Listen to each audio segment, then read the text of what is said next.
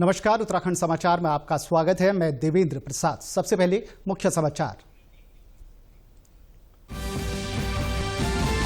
लोकसभा निर्वाचन 2024 के पहले चरण का मतदान संपन्न। उत्तराखंड समेत 21 राज्यों और केंद्र शासित प्रदेशों की 102 संसदीय सीटों पर मतदान के प्रति लोगों में दिखा उत्साह।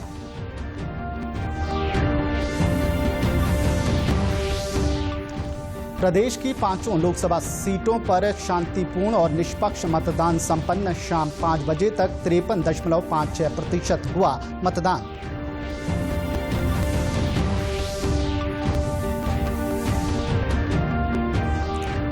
पार्टी प्रत्याशियों से लेकर आम जनता ने आगे बढ़कर किया मतदान। राज्यपाल, मुख्यमंत्री, लोक कलाकारों समेत कई दिग्गजों ने डाले वोट।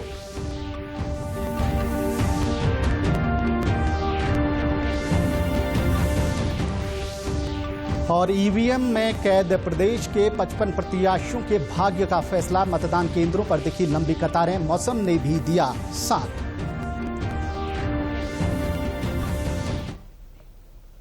अब समाचार विस्तार से। उत्तराखंड में लोकसभा की 5 सीटों के लिए मतदान की समय सीमा अब समाप्त हो गई है। प्रदेश में शांतिपूर्ण ढंग से मतदान होने के समाचार हैं। अपर मुख्य निर्वाचन अधिकारी विजय कुमार जोगदंडे ने बताया कि शाम 5 बजे तक प्रदेश में 53.56% मतदान हुआ। उन्होंने बताया कि नैनीताल में 59.36% मतदान हुआ। इसके अलावा हरिद्वार में 59.01%, अल्मोड़ा में 44.43%, पौड़ी गढ़वाल में 48.79% और टिहरी गढ़वाल में 51.01% मतदान हुआ है। वहीं प्रदेश में शांतिपूर्ण मतदान और वोट प्रतिशत को लेकर बात करते हैं सीधा अपर मुख्य निर्वाचन अधिकारी विजय कुमार जोगदंडे से। सर बिल्कुल देवेंद्र, देखिए हमारे साथ उत्तराखंड के अपर मुख्य निर्वाचन अधिकारी विजय कुमार जोगदंडे जी मौजूद हैं और हम उनसे जानेंगे कि जो 5 बजे तक के जितने आंकड़े अभी उन्होंने जारी किए हैं कि वो आंकड़े क्या थे और जनपदवार उन आंकड़ों में क्या कुछ वृद्धि देखने को मिली। सर, डीडी न्यूज पे बात करने के लिए धन्यवाद जी, थैंक यू। सर, अगर 5 बजे तक के हम आंकड़ों की बात करें तो क्या कुछ आंकड़े रहे हैं ओवरऑल चुनाव को लेकर, उत्तराखंड में जो मतदान हुआ है उसको लेकर? देखिए, उत्तराखंड राज्य की 5 लोकसभा सीट्स पर आज मतदान समाप्त हुआ है। 5 बजे तक का जो हमको आंकड़ा प्राप्त है उसके अनुसार 53.56% का मतदान 5 बजे तक संपन्न हुआ था। गत लोकसभा निर्वाचन में यही आंकड़ा 58% तक रहा था। नैनीताल लोकसभा सीट पर जो है सर्वाधिक मतदान हमको देखने को मिला है, जो कि 59.4% तक हुआ है। उसके नीचे हरिद्वार जनपद में लोकसभा सीट पर 59% का मतदान हुआ है। मुझे पूरा उम्मीद है कि और इसमें मतदान में वृद्धि हो सकती है। कुछ बूथों पर मतदान अभी चल रहा है, उसके अनुसार एक आध % का वृद्धि हो सकता है। जो अंतिम मतदान का प्रतिशत हो सकता है वो 55% से 56% के बीच में आ सकता है। सर, 2019 के भी आंकड़े आपने बताए हैं सर, वो उससे भी कम हो रहा है। सर, इसकी वजह क्या मानते हैं आप कि क्यों इतना अंतर आया 2019 के मुकाबले 24 में, जबकि इस बार तैयारियां आपकी बहुत ज्यादा थी, स्वीप के तमाम कार्यक्रम हुए, आप लोग लगातार जन जागरूकता अवेयरनेस कार्यक्रम लगातार चला रहे थे। क्या कुछ लगता है जो मतदान में गिरावट आई 2019 के मुकाबले? देखिए, निर्वाचन विभाग की ओर से हमने पूरा प्रयास किया है। सभी जनपदों में हमने विभिन्न कार्यक्रम का आयोजन किया था। स्वीप के अंतर्गत भी विभिन्न कार्यक्रम किए गए हैं। मतदाताओं को शपथ दिलवाई गई थी, उसमें 63 लाख से अधिक लोगों ने प्रतिभाग किया था। मॉडल बूथ तैयार किए गए थे। पीडब्ल्यूडी के लिए विशेष अभियान चलाए गए थे, महिलाओं के लिए विशेष अभियान चलाए गए थे। हालांकि हमारा जो मतदान का प्रतिशत है वो अपेक्षा के अनुरूप नहीं आ पाया है। हम इस बात का आकलन करेंगे और जो भी प्रयास भविष्य में हम करने की अपेक्षा होगी वो किया जाएगा। सर, अगर जनपदवार हम आंकड़ों की बात करें तो कौन सा जनपद सर इस बार जो अव्वल रहा, जहां मतदान प्रतिशत बेहतर रहा, या अगर विधानसभा वार अगर हम जानना चाहेंगे तो क्या कुछ रहा? ये देखिए, नैनीताल उधम सिंह नगर लोकसभा सीट पर सर्वाधिक मतदान हुआ है। 59.36% का मतदान जो 5 बजे तक के आंकड़े हमको प्राप्त हुए थे उसमें हुआ था। उसके बाद में हरिद्वार लोकसभा सीट पर 59% मतदान हुआ है और मुझे पूरा उम्मीद है कि अभी और इसमें थोड़ी सी वृद्धि हो सकती है। हालांकि बहुत वृद्धि नहीं होगी, बट 1% से लेकर 2% का वृद्धि होने की संभावना होती है। यह आंकड़े जो होते हैं 5 बजे तक के अनुसार होते हैं, लेकिन उन बूथों पर जहां पे 5 बजे के बाद कतार लग जाती है और वहां पे और मतदाता अपना मत का प्रयोग करते हैं, उनका आंकड़ा अंतिम होने में समय लगता है। सर, पहाड़ से भी जो दुर्गम के जो गए मतदान कर्मी वो भी लौटेंगे, तो सर क्या उसके बाद भी कुछ और संभावना फिर और वृद्धि, जैसे कल आप बताएंगे पूरे आंकड़े फाइनल आंकड़े जाकर, तो जो पहाड़ से लौटेंगे, धारचूला से, पिथौरागढ़ से, उत्तरकाशी के दुर्गम से जो लोग लौटेंगे, उसके बाद कुछ ज्यादा असर पड़ेगा इस पर कुछ? देखिए, जो आंकड़े अभी फीड हो रहे होंगे वो टेलीफोनिक सूचना के आधार पर हो रहे होंगे। जब मतदान दल अपने मतदान केंद्रों से वापस रिसीविंग सेंटर पे आ जाता है, स्ट्रांग रूम के यहाँ पर अपनी सामग्री जमा करता है, उस समय उनके आंकड़ों को दोबारा सत्यापित किया जाता है, उसके बाद में उसको फीड किया जाता है। मुझे पूरा उम्मीद है कि उन आंकड़ों के अनुसार हम अंतिम आंकड़े के बारे में, अंतिम जो हमारा मतदान प्रतिशत है उसके बारे में कुछ कह पाएंगे। सर, अभी तो कुछ कहना जल्दबाजी होगा कि थोड़ा मतदान जो गिरावट आई है, लेकिन अगर मोटे मोटे तौर पर देखें तो एक अधिकारी होने के नाते आप पूरा प्रदेश का भ्रमण किया, क्या कुछ लगता है क्या कमी, कहां पर कमी रह गई? देखिए, विभिन्न कारण हो सकते हैं। हो सकता है कि जो शादी विवाह का सीजन होता है उसके वजह से कुछ कारण कमी आ सकती है। उसके उपरांत जो मौसम का जो थोड़ा सा अनुकूल नहीं रहा मौसम, उसके कारण भी थोड़ा मतदान प्रतिशत में कमी आई होगी। लेकिन इनके बारे में विश्वसता से तब मैं कह सकता हूँ जब मैं आकलन करके आपको बात बता पाऊँ। आप थोड़ा समय देंगे तो इसके हम आधार पर आकलन करते हुए इसका स्टडी किया जाएगा और जो भी हमारी कमियां होंगी उन ऊपर कार्य किया जाएगा। सर, कुछ जगह छुटपुट जो घटनाएं भी आती मशीन बदलने की, सर कितनी लगभग ये घटनाएं आई थी, या और कहीं से कोई बड़ी घटना की बात भी जानकारी भी आई? देखिए, हरिद्वार लोकसभा सीट पर एक बूथ पर किसी व्यक्ति के द्वारा ईवीएम को डिस्टर्ब करने का प्रयास किया गया था। हालांकि वहां की टीम द्वारा सजगता से उस पर कार्रवाई किया गया। संबंधित व्यक्ति को पुलिस विभाग के सुपुर्द किया गया और संबंधित धारा में मुकदमा दर्ज किया गया है। इसके अलावा कोई अप्रिय घटना अभी हमारे संज्ञान में नहीं आई है। सर, एक लास्ट सवाल हो रहा है। सर, अब मतदान पूरा संपन्न हो चुका है, अब आगे का प्रोसेस क्या कुछ रहेगा? देखिए, मतदान समाप्ति के पश्चात जो है मतदान दल जो है अपनी ईवीएम मशीन के साथ में स्ट्रांग रूम पर आके अपनी मशीन को जमा करते हैं। उसको जमा करने की कार्रवाई देर रात तक चलती है। वहां पर स्ट्रांग रूम सील करते समय पुलिस विभाग का रहना आवश्यक होता है। ऑब्जर्वर की उपस्थिति में कार्रवाई की जाती है। कैंडिडेट अथवा उसके एजेंट की उपस्थिति भी अनिवार्य होती है और सील करने के उपरांत सीएपीएफ दल को उसकी सुरक्षा के लिए तैनात किया जाता है। मुझे पूरी उम्मीद है कि आज रात तक और कुछ जनपदों में कल सुबह तक ये कार्रवाई संपन्न हो जाएगी। शुक्रिया सर हमसे बात करने के लिए। जी देव, तो ये थे हमारे साथ अपर मुख्य निर्वाचन अधिकारी विजय कुमार जोगदंडे जी, जिन्होंने साफ कहा कि तैयारियां काफी अच्छी थी। लगता है शादी का सीजन और जो लू का जो गर्मी थी उसके कारण जो है कुछ स्थितियां बदली हैं। बहुत बहुत धन्यवाद अवधेश जी। पहले चरण के तहत आज 19 अप्रैल को 21 राज्यों और केंद्र शासित प्रदेशों की 102 संसदीय सीटों पर मतदान की प्रक्रिया थम चुकी है। इसी कड़ी में उत्तराखंड की 5 लोकसभा सीटों पर मतदान के प्रति लोगों में उत्साह साफ नजर आया।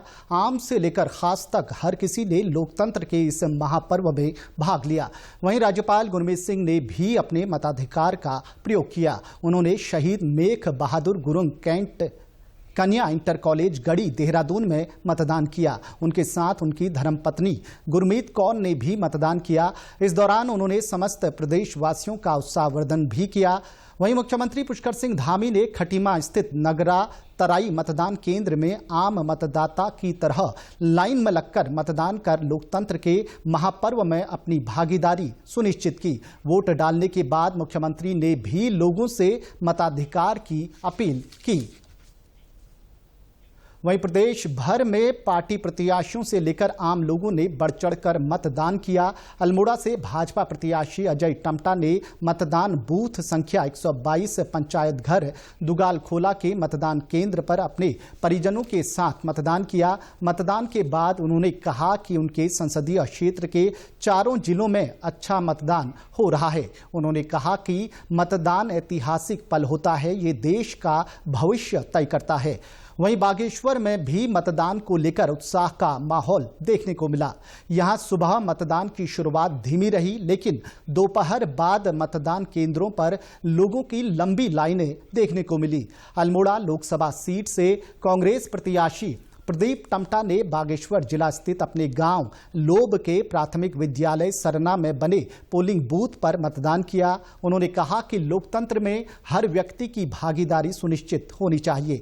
प्रख्यात लोक गायक नरेंद्र सिंह नेगी ने भी अपना वोट डालने के लिए जिला पंचायत भवन स्थित मतदान केंद्र पहुंचे। नरेंद्र सिंह नेगी ने कहा कि लोकतंत्र में अपने मत का प्रयोग करना हमारा धर्म है।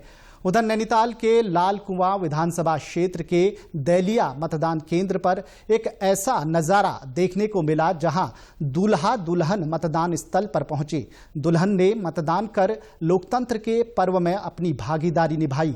वहीं दुल्हन ने बताया कि वो विदाई के तुरंत बाद ससुराल जाने से पहले वोट करने के लिए मतदान केंद्र पहुंची।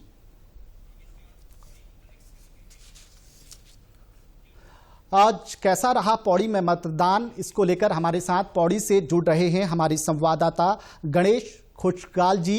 गणेश जी, कैसा रहा आज पौड़ी में मतदान और कितना उत्साह देखने को मिला वोटरों में?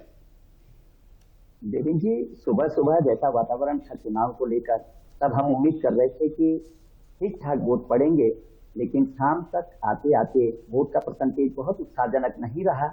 यमकेश्वर विधानसभा में 42.30, पौड़ी में 50.50, श्रीनगर में 53.68, चौबट्टा-खाल में 40.90, लैंसडाउन में 42.93 और कोटद्वार में सबसे ज्यादा 50.77% मतदान हुआ, जो बहुत उत्साहजनक नहीं है। 2019 के सापेक्ष देखेंगे तो ये चुनाव प्रतिशत कम है। गणेश जी, ये बताइए, जो पौड़ी की सीट है उस सीट को हॉट सीट माना जा रहा था, लेकिन क्या कारण रहा कि मतदान इस सीट में कम हुआ है? जिस हॉट सीट की आप बात कर रहे हैं वो अभी भी हॉट सीट है, क्योंकि ऐसा नहीं कहा जा सकता कि कोई दल दावा करे कि ये सीट हमारे पक्ष में आने वाली है। और कम मतदान से तो इस क्षेत्र में जो मतदान कम हुआ है उससे जो आमने सामने के दोनों प्रतिद्वंदी है उनकी जिज्ञासाएं और बढ़ा दी हैं, इन्होंने इनकी धड़कनें और। ये बताइए कि जी, ये बताइए कि अभी भी किसी बूथ में मतदाता हैं, क्योंकि 5 बजे के बाद ये निर्वाचन आयोग ने कहा था गेट के अंदर जो भी मतदाता होंगे उनको वोट डालने दिया जाएगा, तो किसी बूथ में ऐसा नजारा है कि मतदाता अभी भी अंदर हैं?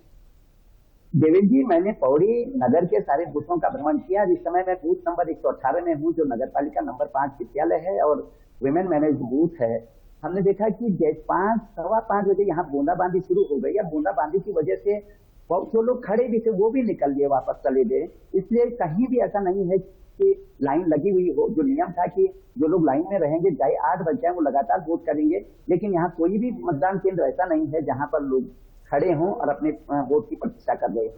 व्यवस्थाओं के बारे में क्या कहेंगे, क्योंकि आप कह रहे हैं कि बूंदाबांदी हुई है, तो किस तरीके की निर्वाचन आयोग की व्यवस्थाएं आज आपको देखने को मिली?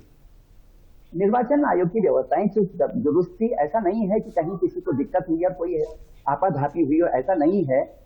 जो अंदर थे वहां कोई परेशानी नहीं है, उसमें भी कहीं ऐसा नहीं कि हड़बड़ाहट कहीं मतदाताओं में देखने को मिली हो। ये बूंदाबांदी लगभग 5:15 बजे हुई देवेंद्र जी, और तब तक लगभग मैक्सिमम लोग अपना वोट कास्ट कर चुके थे जो आए थे। लेकिन यहाँ पर जो उत्साह सुबह था, सुबह जैसे ही मतदान शुरू हुआ तब अच्छी लाइनें यहाँ पर लगी हुई थी। दिन में कम हुआ तो कम होता चला गया, तो अंत तक तो कमी लगातार बनी रही। बहुत बहुत धन्यवाद आपका जानकारी देने के लिए। अब आपको लेके चलते हैं चंपावत। चंपावत में आज कैसा रहा वोटरों का उत्साह और कैसी रही वोटरों की प्रतिक्रिया, ये बताने के लिए चंपावत से हमारे संवाददाता जुड़ रहे हैं चंद्रबल्लभ जोशी। जोशी जी, ये बताइए कि चंपावत में किस तरीके का माहौल रहा और कैसा उत्साह देखने को मिला आज?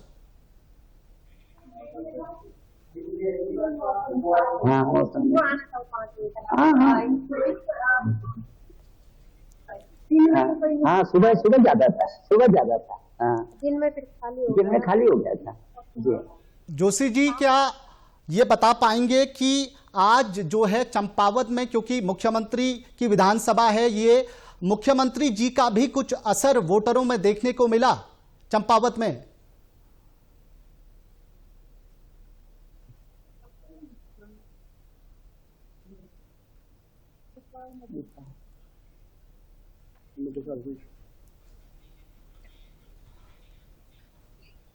कुछ तकनीकी कारणों से चंपावत से हमारे जो संवाददाता हैं उनसे हमारा संपर्क नहीं हो पा रहा है।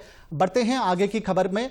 उत्तराखंड में आज 5 लोकसभा सीट पर एक ही चरण में मतदान हुआ, जिसमें लोगों ने बढ़ चढ़कर हिस्सा लिया। राज्य के 83 लाख से ज्यादा मतदाताओं ने 5 लोकसभा सीटों के लिए सभी उम्मीदवारों के भाग्य को ईवीएम में कैद कर दिया है। अब इंतजार है तो 4 जून का, जब सभी चरणों के मतदान के बाद वोटों की गिनती की जाएगी। वहीं बात देहरादून के विधानसभा क्षेत्र सहसपुर की करें तो यहां पर मतदान को लेकर लोगों में काफी उत्साह देखने को मिला। यहां बूथ नंबर 129 को पिंक बूथ यानी आदर्श सखी मतदान केंद्र बनाया गया था। सखी बूथ पर मतदान की प्रक्रिया को महिला कार्मिकों ने अंजाम दिया। यहां भी सुबह 7 बजे से ही मतदान के लिए लोगों ने बढ़ चढ़कर अपने मत का दान किया। ग्राम प्रधान पिंकी देवी ने भी निर्वाचन आयोग की व्यवस्थाओं की काफी तारीफ की। है। यहाँ बच्चों के लिए अलग से व्यवस्था है और महिलाओं के लिए अलग से व्यवस्था है, विकलांग के लिए अलग से व्यवस्था है और सीनियर सिटीजन के लिए अलग से। और हमारी ग्राम सभा राज्यपाल महोदय ने गोद ली हुई है और आदर्श ग्राम है ये ग्राम सभा, तो सबसे ज़्यादा वोट हमारी ग्राम सभा में गांव की जनता बढ़ चढ़ के हिस्सा ले रही है। वहीं फर्स्ट टाइम वोटरों में इस बार मतदान को लेकर खासा उत्साह देखा गया। वहीं इन नौजवानों में मुद्दों को लेकर भी गंभीरता नजर आई। मेरा ये पहला वोट है।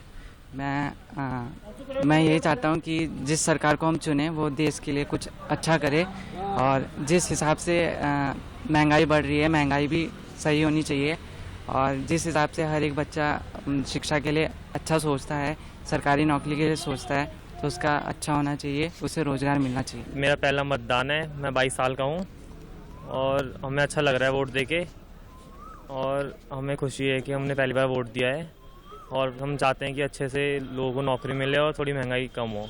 अभी पहला वोट डाला तो बस मैंने कुछ सोच के डाला था कि अभी जो जिस तरीके से मैं देख रहा हूँ देश की प्रगति को लेके, तो आगे आने वाले टाइम में भी वो विकास हो और अच्छे से देश की प्रगति पे सुधार आए, तो उसी सोच के मैंने अपनी चॉइस को एक आगे स्टेप फॉरवर्ड किया हूँ। तो उधर मतदान के प्रति बुजुर्ग मतदाता भी बेहद सजग और जागरूक नजर आए।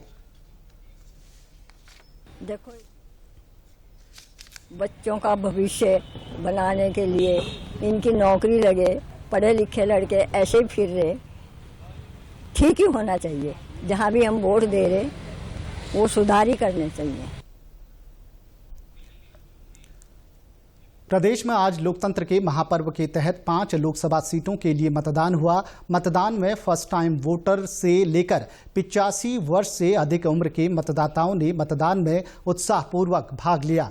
मतदाताओं ने रोजगार, महिला सुरक्षा, विकास और राष्ट्रवाद के नाम पर वोट दिया। मतदाताओं का कहना है कि उन्होंने लोकतंत्र में वोट देकर अपनी भागीदारी सुनिश्चित की। देहरादून के एक पोलिंग बूथ में वोट डालने के बाद युवा छवि शर्मा ने कहा कि उन्होंने रोजगार और देश की सुरक्षा के आधार पर वोट किया। जैसे कि सुरक्षा को लेके, भारत की सुरक्षा, लोगों की सुरक्षा और जैसे बेरोजगारी आजकल बहुत बढ़ रही है, उसको लेके जो एक अन्य बुजुर्ग मतदाता जेएम शाह का कहना है कि वो 1962 से अब तक लगातार वोट करते हैं। 62 से मतलब नेहरू के ज़माने से मैं वोट कर रहा हूँ, कोई मैंने मिस नहीं किया। अगर मैं वहाँ रहा हूँ, एक ही मुद्दा था, आइदर फॉर मोदी और anti Modi, there was no other मुद्दा। एक अन्य महिला मतदाता नितिका गुप्ता ने कहा कि देश में विकास और रोजगार बड़े मुद्दे हैं, इसी आधार पर उन्होंने वोट दिया है। मुद्दे बहुत हैं, भ्रष्टाचार है और देश में जो गरीबी है, अनएम्प्लॉयमेंट है, इसके अलावा जो तरक्की है, हम चाहते हैं जितनी डेवलपमेंट हुई है आज देश में और उसी को मद्देनजर रखते हुए मैं चाहती हूँ कि आगे भी और ज़्यादा डेवलपमेंट हो और जितनी भी और प्रॉब्लम्स हैं। वोट देने के बाद शहर के नामी फिजिशियन डॉक्टर SD जोशी के अनुसार वोट देश की सुरक्षा और विकास के आधार पर दिया है। मतदान का मुद्दा सबसे पहले तो सुरक्षा है, देश का और अपना भी, उसके अलावा जो है विकास कार्य हैं और तीसरा जो हम इस तरह से देखते हैं किस तरह से लोगों को सहूलियतें मिल रही हैं, किस तरह से लोगों की जो परेशानियां कम हो रही हैं, ये सारे मुद्दे इसमें थे। इसके अलावा बहुत सारे और भी मुद्दे हैं, जैसे स्वास्थ्य हो गया, संचार प्रणाली हो गई और सुरक्षा, ये 3 मुख्य मुद्दे हैं। यहां रुकेंगे एक छोटे से ब्रेक के लिए, आप बने रहिए हमारे साथ। नई वॉशिंग मशीन अच्छा है। क्या हुआ? अरे शॉपिंग पे 2000 का कैशबैक मिला है, बस QR कोड स्कैन करना है। अच्छी धुलाई होगी है ना? बैंक अकाउंट की पैसे रिसीव करते समय QR कोड स्कैन, पिन या OTP की जरूरत नहीं पड़ती, वो सिर्फ पेमेंट के लिए चाहिए होती है। इसलिए अनजान कोड या लिंक से सावधान रहिए और नुकसान से बचिए। बच गए धुलाई से। ये नई धुलाई RBI कहता है कि जानकार बनिए, सतर्क रहिए।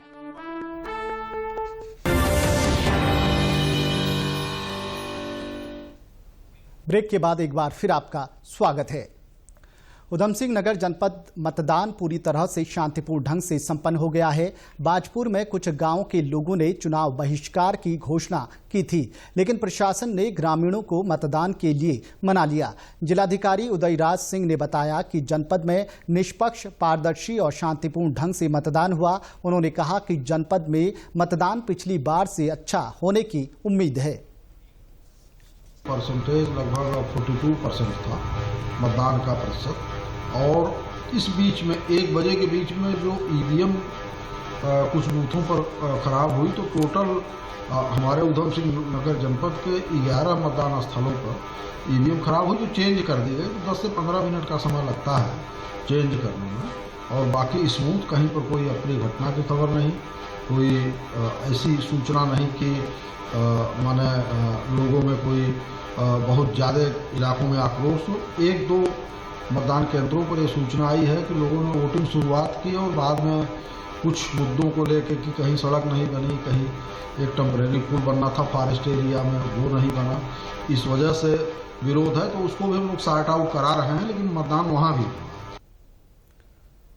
वहीं पौड़ी गढ़वाल के कोटद्वार से हमारे संवाददाता विमल ध्यानी ने मतदान के समय जनता से बातचीत की।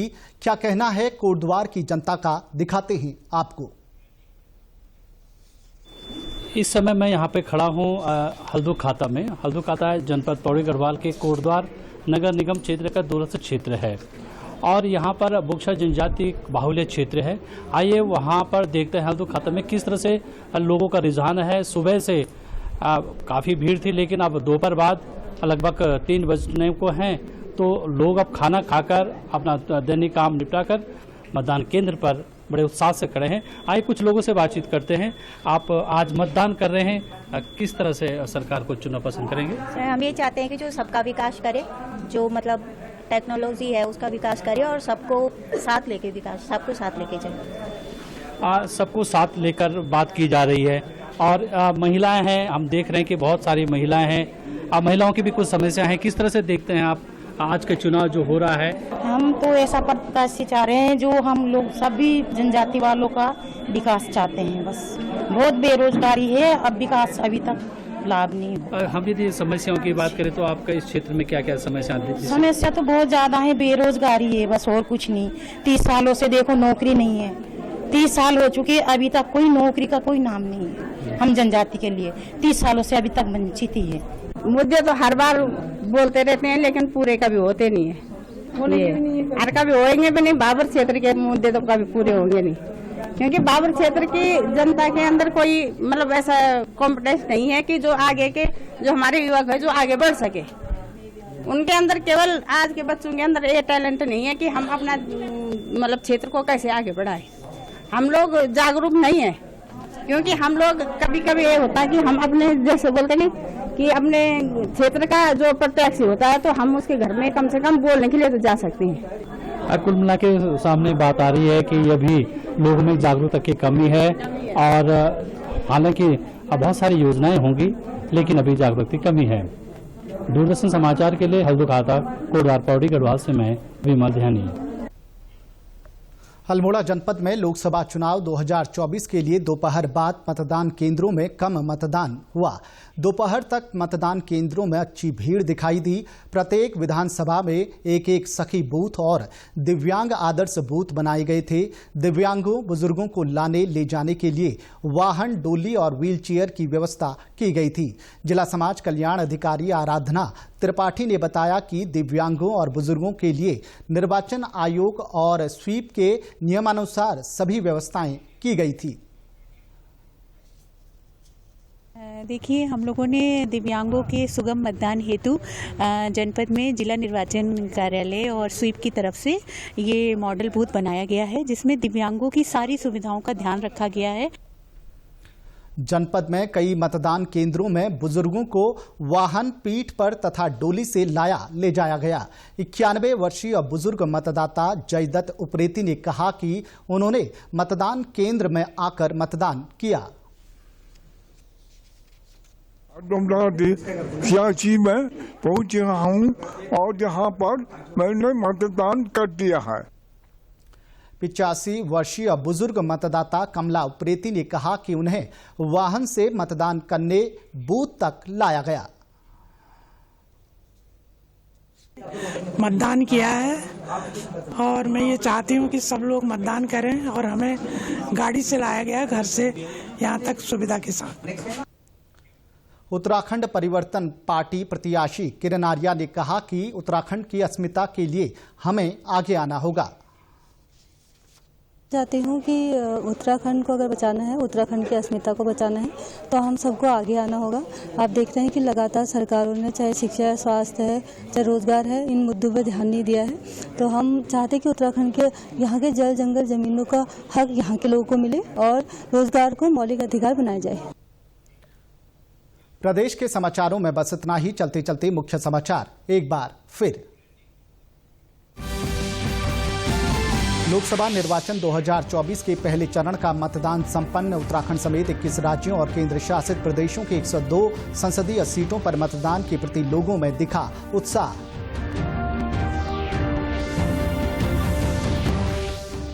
प्रदेश की 5 लोकसभा सीटों पर शांतिपूर्ण और निष्पक्ष मतदान संपन्न। शाम 5 बजे तक 53.56% हुआ मतदान।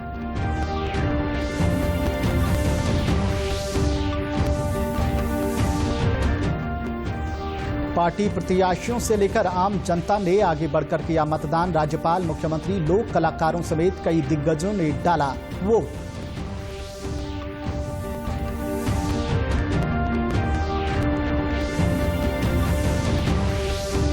और ईवीएम में कैद प्रदेश के 55 प्रत्याशियों के भाग्य का फैसला। मतदान केंद्रों पर दिखी लंबी कतारें, मौसम ने भी दिया साथ। प्रदेश से जुड़ी अपडेट्स के लिए आप हमसे सोशल मीडिया के माध्यम से भी जुड़ सकते हैं। हमारा एक्स हैंडल है DD_News_देहरादून। हमारा फेसबुक पेज है DD News उत्तराखंड। हमारे YouTube channel DD News Uttarakhand को आप सब्सक्राइब करें और हमारे Instagram page DD News Uttarakhand को भी फॉलो करें। नमस्कार।